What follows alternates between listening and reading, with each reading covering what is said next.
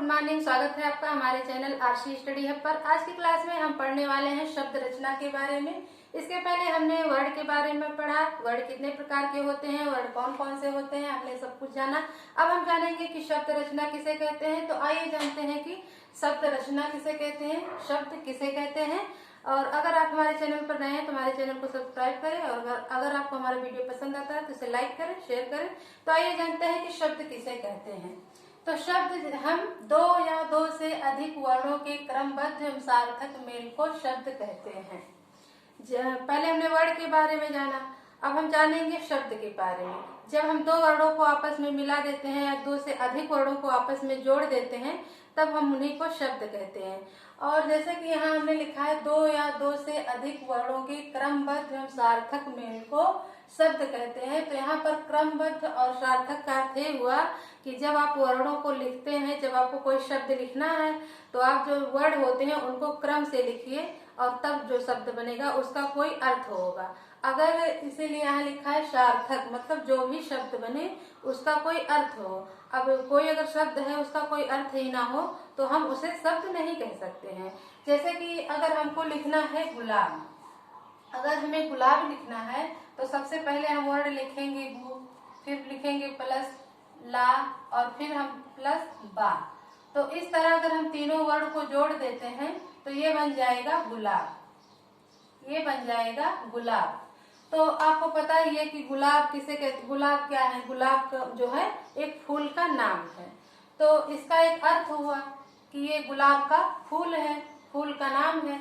लेकिन अगर हम इसके वर्णों को, जैसा कि यहाँ बताया गया है कि क्रमबद्ध वर्ड हो, तो अगर हम इसके वर्णों को क्रम से ना लिखें, इसके क्रम को हम उलट दें, जैसे कि अगर हमने लिख दिया बा और फिर लिख दिया ला और फिर लिखा गु, अगर हम इसके क्रम को उल्टा कर देते हैं तो फिर ए हो जाएगा बलागु। तो अब आप बताइए ये कोई, इसका कोई अर्थ है? नहीं है। ये तो जब जिस शब्द का कोई अर्थ ना हो हम उसे शब्द नहीं कह सकते। तो अब आप जान ही गए होंगे कि दो या दो से अधिक वर्णों के क्रमबद्ध एवं सार्थक मेल को शब्द कहते हैं।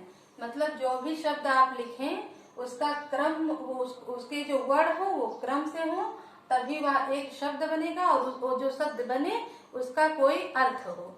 तो अब हम जानेंगे कि शब्द के भेद कितने होते हैं। ये जो शब्द होते हैं, अब आप जान गए होंगे कि दो या दो से अधिक वर्णों के क्रमबद्ध एवं सार्थक मेल को शब्द कहते हैं। अब हम जानेंगे शब्द के भेद के बारे में। शब्द कई प्रकार के होते हैं, लेकिन व्याकरण की दृष्टि से शब्द 4 प्रकार के होते हैं। जैसे उत्पत्ति या स्रोत के आधार पर, रचना के आधार पर, अर्थ के आधार पर और प्रयोग के आधार पर। तो 4 तरह से हम समझेंगे कि ये शब्द कितने प्रकार के होते हैं।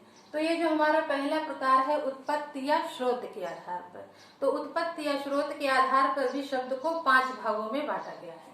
जैसा कि पहला हमारा होगा तत्सम शब्द, पहला हमारा होगा तत्सम, फिर हमारा दूसरा होगा तद्भव शब्द, फिर तीसरा हमारा होगा देशज शब्द, फिर चौथा हमारा होगा विदेशी शब्द और 5वां हमारा होगा संकर शब्द। तो इस तरह से हम उत्पत्ति या स्रोत के आधार पर 5 तरह के शब्दों को जानेंगे। तत्सम शब्द, तद्भव और तत्सम शब्द, तत्सम शब्द, तद्भव शब्द, देशज, विदेशी और संकर शब्द। उसी तरह जो ये हमारा दूसरा प्रकार है रचना के आधार पर, तो रचना के आधार पर भी शब्दों को 3 भागों में बांटा गया है। पहला है रूढ़ शब्द, यौगिक शब्द और तीसरा हमारा है योग रूढ़ शब्द।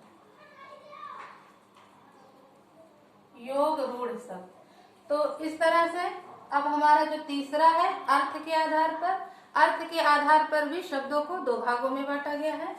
एक है सार्थक शब्द और दूसरा हमारा है निरर्थक शब्द। सार्थक और निरर्थक शब्द। फिर इसी तरह हमारा चौथा है प्रयोग के आधार पर। तो प्रयोग के आधार पर भी शब्दों को दो भागों में बांटा गया है, विकारी शब्द और अविकारी शब्द। हम लिखेंगे विकारी शब्द और अविकारी शब्द। तो इस तरह से हमने देखा कि शब्द के चार भेद होते हैं और इन चारों के भी कई तरह के शब्द होते हैं चारों के। जैसे पहला हमारा 5 टाइप का हुआ, दूसरा 3 टाइप का, फिर अर्थ के आधार पर भी 2 टाइप के होते हैं और प्रयोग के आधार पर भी 2 टाइप के होते हैं।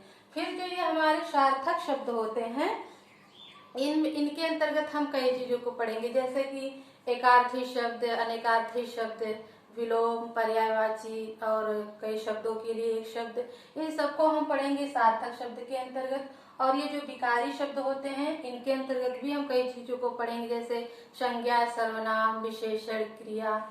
और फिर जैसे हमारे अविकारी शब्द हैं इनके अंतर्गत भी हम क्रिया विशेषण, संबंध बोधक, समुच्चय बोधक, विस्मयादि बोधक आदि कई टाइप के हमारे शब्द हैं। तो उन सबको हम समझेंगे, लेकिन इसको हम क्रम से एक एक करके आपको समझाएंगे। तो सबसे पहले हम समझेंगे उत्पत्ति या स्रोत के आधार पर शब्द। तो सबसे पहले हम समझेंगे तत्सम शब्द किन्हें कहते हैं। तो आइए जानते हैं कि तत्सम शब्द किसे कहते हैं। तो अब हम जानेंगे कि तत्सम शब्द किसे कहते हैं।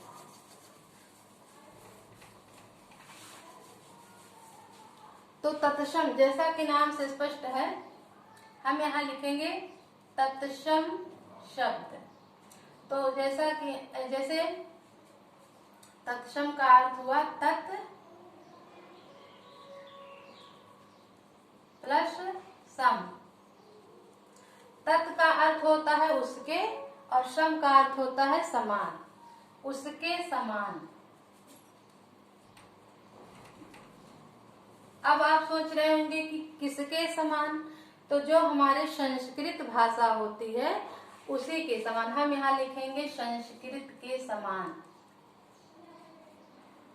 ये जो हमारे तत्सम शब्द होते हैं ये संस्कृत भाषा से आए हुए हैं और ये संस्कृत भाषा से सीधे हिंदी में आ गए हैं। और ज्यों करते हो उनका प्रयोग जैसे संस्कृत भाषा में होता है वैसे ही हिंदी भाषा में होता है, इसीलिए हम इनको कहते हैं तत्सम शब्द। जैसे कि हमने यहाँ पर लिखा अग्नि, हमने यहाँ लिखा अग्नि, हमने यहाँ लिखा सूर्य, हमने यहाँ लिखा पर्वत। तो इस तरह से ये जो हमारे होते हैं तत्सम शब्द होते हैं जो संस्कृत से सीधे हिंदी में इनका प्रयोग होने लगा है। तो जैसे तत्सम शब्द को हम कैसे पहचानेंगे कि तत्सम शब्द कौन से होते हैं, तद्भव शब्द कौन से होते हैं, तो उनके बहुत सारे नियम दिए गए हैं कि हम कैसे पहचानेंगे कौन हिंदी के शब्द हैं और मतलब तद्भव हैं और कौन तत्सम हैं। तो जैसे इसमें हमने देखा कि ये आधा वाला कॉन्सेप्ट आपको जहाँ दिखे, जैसे आधा गा है, आधा रा है और यहाँ पर्वत पे आधा रा है। तो इस तरह से ये आधा वाला कॉन्सेप्ट, जैसे आपको आधा वाला कॉन्सेप्ट जहाँ भी दिखे तो आप जान जाइए कि ये तत्सम शब्द है। इसके और भी जानने के नियम है, हम उसको जानेंगे अगली क्लास में। तो तब तक के लिए आप सब इसको देखिए, इसको पढ़िए, समझिए और फिर हम तत्सम शब्द के बारे में और भी जानेंगे अगली क्लास में। तो अब हम मिलते हैं नेक्स्ट क्लास में।